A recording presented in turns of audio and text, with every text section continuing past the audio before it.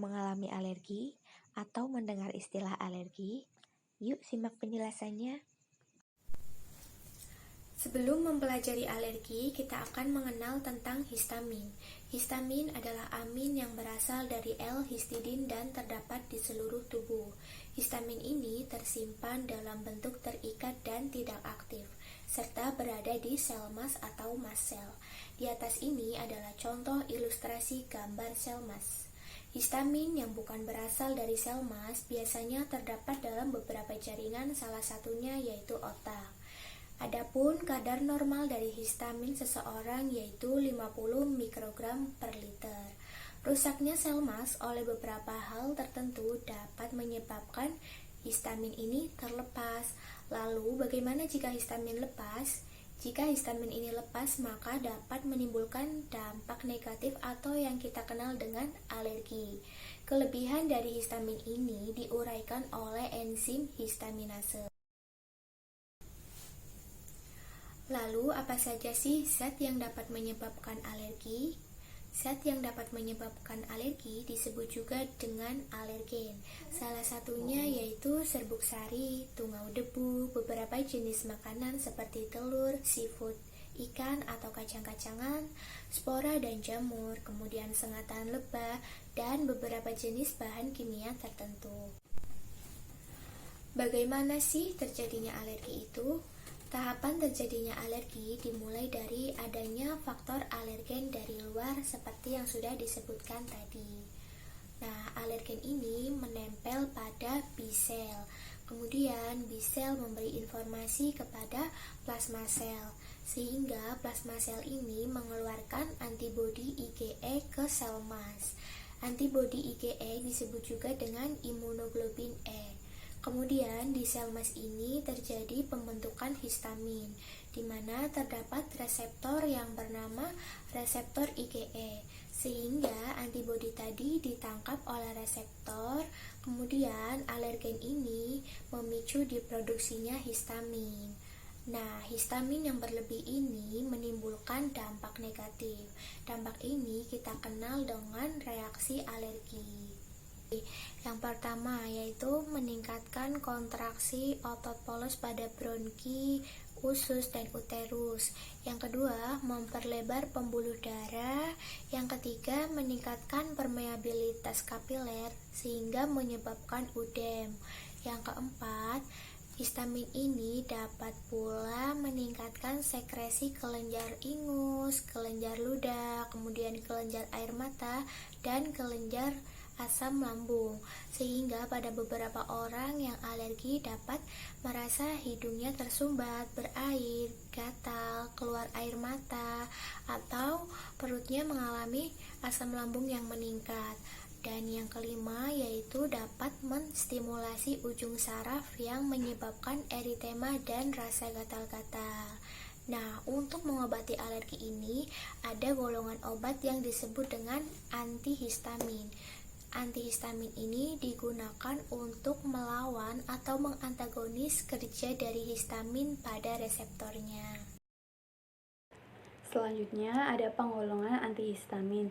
Penggolongan antihistamin dibagi menjadi 3, yaitu yang pertama penggolongan antihistamin berdasarkan penemuannya, berdasarkan reseptor histamin, dan yang ketiga berdasarkan struktur kimianya. Ada penggolongan antihistamin berdasarkan penemuannya yang dibagi menjadi 3 generasi. Dan yang pertama yaitu ada antihistamin generasi pertama atau yang biasanya disebut dengan AH1. AH1 ini efektif menghilangkan bersin, rinore, gatal pada hidung dan tenggorokan. Mekanisme kerjanya dengan melalui kompetisi untuk berikatan dengan reseptor H1 di organ target. Contohnya adalah CTM, difenidramin, dan prometasin. Dan yang kedua ada antihistamin generasi kedua, ini bisa menghambat sekresi asam lambung. Contohnya simetidine, metilamid, dan burinamid. Generasi ini memiliki efek anti alergi tetapi tidak menimbulkan sedasi karena sifatnya sedikit lipofil sehingga sulit menembus sawar darah otak. Dan yang ketiga yaitu ada antihistamin generasi ketiga. Tujuannya adalah untuk menyederhanakan farmakokinetik dan metabolismenya serta mengurangi efek samping yang berkaitan dengan generasi sebelumnya.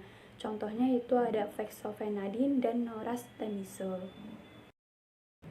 Kemudian ada penggolongan antihistamin berdasarkan reseptornya. Yang pertama yaitu antihistamin H1 atau H1 blocker. Pada H1 blocker ini menekan reseptor H1 di otot polos dengan pembuluh darah bronsi, sel cerna, kandung kemih, dan rahim, kapiler, dan ujung saraf dengan efek simptomatis. H1 blocker digunakan untuk asma, alergi, dan high fever. Kedua, antihistamin H2 atau H2 blocker menekan reseptor H2 dengan efek hipersekresi asam lambung, vasodilatasi, dan turunnya tekanan darah.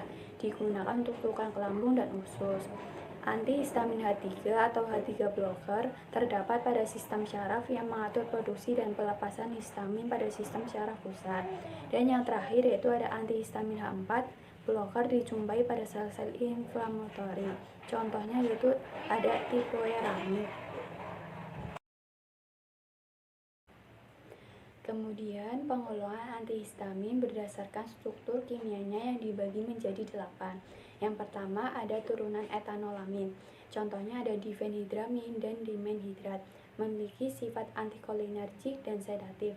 Dan yang kedua ada turunan etilendiamin. Contohnya ada antazolin, tripepelamin, clemizole, dan mepirin, memiliki efek sedasi yang lemah. Yang ketiga ada turunan propilamin. Contohnya ada feniramin, klorfeniramin, bromfeniramin, memiliki daya antihistamin yang cukup kuat. Kemudian turunan piperazin, contohnya siklizin, meklizin, sinarizin, flunarizin, bersifat long acting lebih dari 10 jam.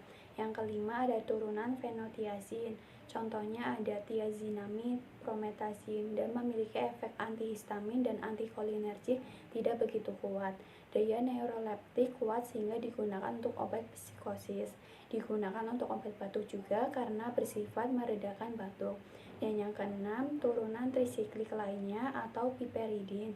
Contohnya yaitu ada ciproheptadin, ketotifen, dan loratadin. Selanjutnya kita akan membahas tentang mekanisme kerja antihistamin. Bagaimana sih mekanisme kerja antihistamin? Nah, histamin itu berada di mast sel. Jika mast sel terpapar oleh antigen atau zat-zat asing dan beberapa antibiotik, mast sel akan pecah dan histamin itu akan keluar dari mast sel. Jika diberikan penghambat histamin agar histamin itu tidak mendekati H1 reseptor dan H2 reseptor, maka histamin tidak terhambat dan sebelum histamin mendekati H1 reseptor, diberi antihistamin atau antagonis H1 yang ditujukan untuk melindungi H1 reseptor dari paparan histamin yang keluar dari mast sel. Contoh obat antihistamin. Contoh obat antihistamin generasi pertama yaitu ada kloramfeniramin melet atau CTM. Sediaan CTM yaitu ada sediaan tablet dan sediaan sirup. Untuk dosis CTM sediaan tablet yaitu dewasa 4 mg setiap 4-6 jam. Maksimalnya yaitu 24 mg per hari. Untuk anak usia 2-5 tahun yaitu 1 mg setiap 4-6 jam. Maksimalnya yaitu 6 mg per hari. Untuk anak usia 6-12 tahun yaitu 2 mg setiap 4-6 jam. Maksimalnya yaitu 12 mg per hari. Untuk anak usia 1-2 tahun yaitu 1 mg setiap 2 kali sehari.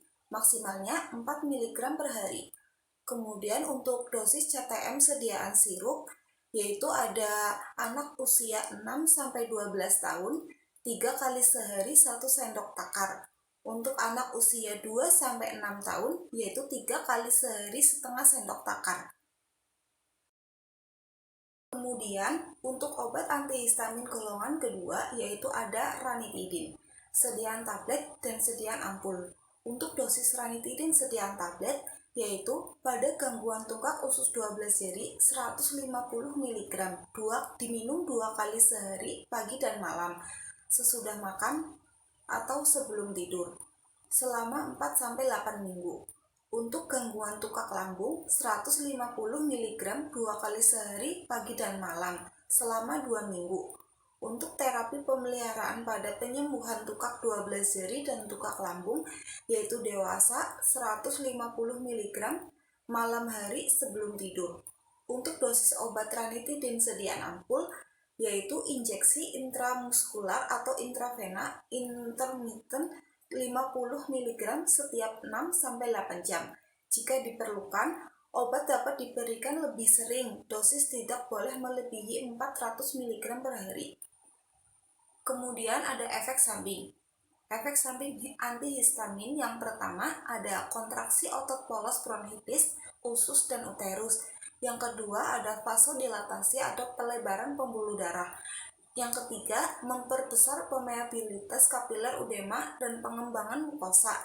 Yang keempat, ada stimulasi ujuk saraf eritema, gatal-gatal, dan yang terakhir ada memperbesar sekresi kelenjar ingus, ludah, air mata, dan asam lambung. Perlu diketahui juga, histamin normal dalam darah yaitu 50 mikrogram per liter. Untuk efek samping tersebut itu hanya terjadi pada orang-orang tertentu, seperti orang yang mempunyai hipersensitif terhadap obat ini. Kemudian ada aturan pakai antihistamin. Antihistamin dalam bentuk tablet, kapsul, kaplet, dan sirup itu bisa dikonsumsi sebelum dan sesudah makan. Konsumsi obat ini itu sebaiknya dengan bantuan segelas air putih.